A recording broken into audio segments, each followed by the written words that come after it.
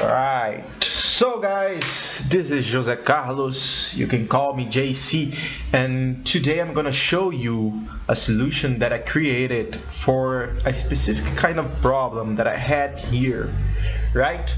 So, on my screen you guys see a kind of building that is composed by structural columns, and which are these, and these, and these, and structural beams, right? So, what was the problem? The problem was that in the first moment, the only thing that I had was this reference of my beams, right? And I had to model these structural columns, but I didn't have the exactly height of these structural columns. But what I did know was that these structural columns had to go to the top of the structural beams and had an offset of 1.55 if I'm not wrong, right? So this was the problem. I had the structural column floor plan project, but I didn't have the height of my structural columns, and I had to project the structural columns to the top of the beams. How am I going to do that? The first thing was to model the structural columns based on a DWG that I had, right? So I modeled my structural columns based on this base. And then how can I project these structural columns to the top of my beams? The thing, I had to be so accurate with these because this is the kind of building that requests this kind of caution. So, okay, how am I gonna?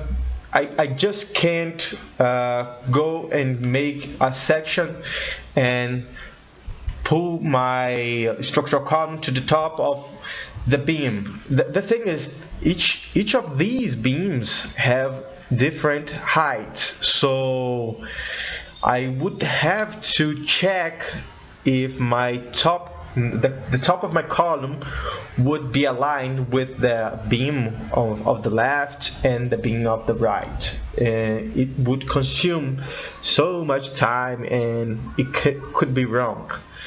What did I do to solve that? The thing that I have, my resources were these WG with my plan view, as I said, and in these WG I had the profile of my beams, right? One for the left and one for the right.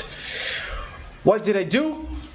First, I took my line like this. Let me show you. I took this WG, I got this line here and copied for a empty DWG, and then you can see this line here. I'm gonna isolate that, and then I divided this line into a number of pieces. The number of pieces was 1993, if not, yes, 1993. And then I'm gonna show you guys here. Divide 993, and then I put a point here at the beginning of my curve, and then one at the end. And then I made a data extraction, right? So this is not so new for everybody. Text, select object in the drawing, and next, and I checked only the points, and I checked only the coordinates, which are positions X, Y, and Z, right? I made these for both of the beams, and the result was this table right here, right? Okay, not this one, not this one, this one right here, probably, yep, was this one. So with these coordinates, I could like draw my line as a reference on my model. I made these the extraction for the vertical profile too. So I took this profile right here. Imagine that I took this one here. It wasn't this one. Let's imagine. What did I do was take this line here, go for empty DWG, paste here, and made the scale right, you know, because in this drawing here, it's not on scale.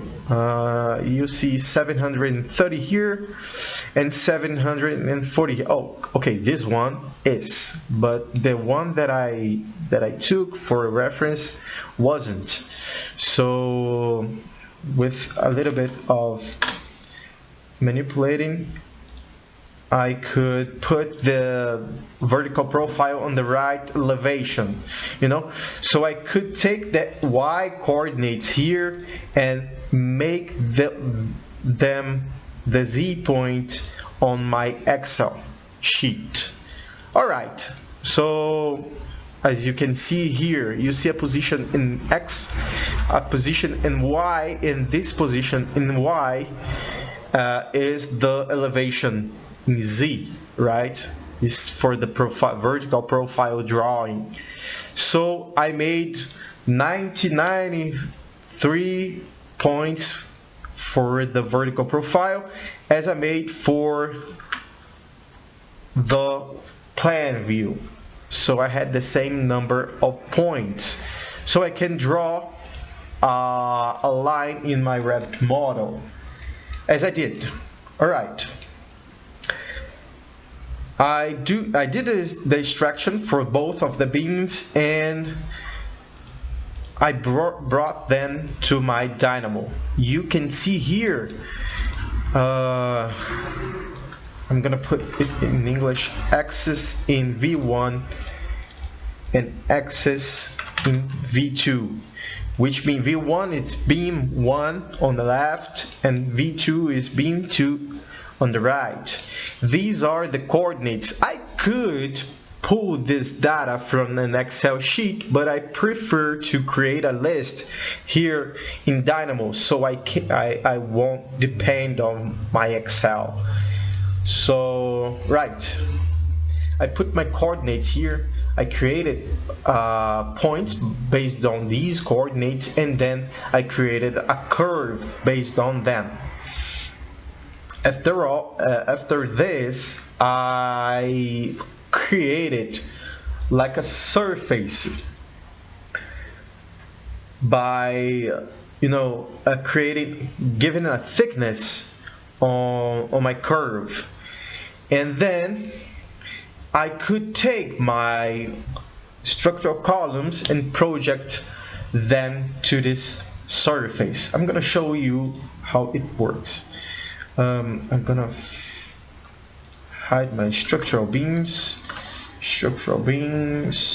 so you can see the thing working. Structural beam frame, structural frame.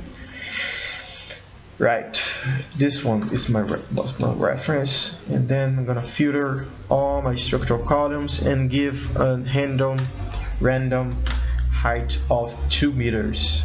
Right. Okay, they have to go up to the top of my structural beams and offset 1.55 meters from the highest structural beam. So I'm gonna run my Dynamo routine. Should have left my Revit screen here.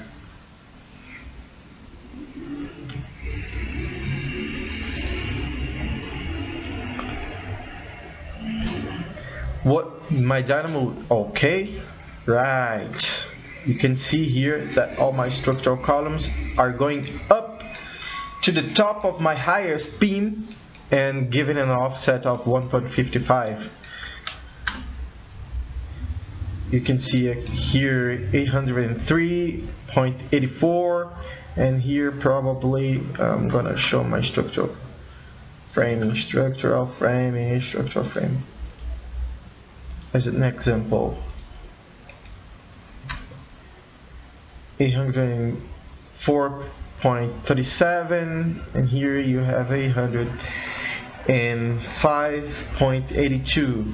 So right, my structural column is on the right place. Yep. So what my Dynamo routine did was simply, oops, here I took the points, I created a surface by thickening my curve, then I took my structural column here. This one is I taking my structural column, the top, not the top, but the base point of my family, you know, the origin of my family, that my structural column family. And I got this point, I took my surface and I projected these points to the surface using the vector z on the z axis. So I got the point z of these points. I made the same thing for my beam 2, and I compared which one was the highest, you know, because I have to use the I think it's the highest. Yeah, the minimal, not the highest, the smallest one. I took the smallest z point and then I put it on my top offset value parameter of my structural column. This way I have the right point, the right height of my structural column for this case. So guys, I hope you guys have enjoyed this video. I know it's my first video in English, so I hope first of all you guys understand my poor English. It's kind of rusty. I don't speak too much in a long time, so but I hope it works and you guys have learned a new thing, a new kind of solution for these kind of problems right here. Bye bye.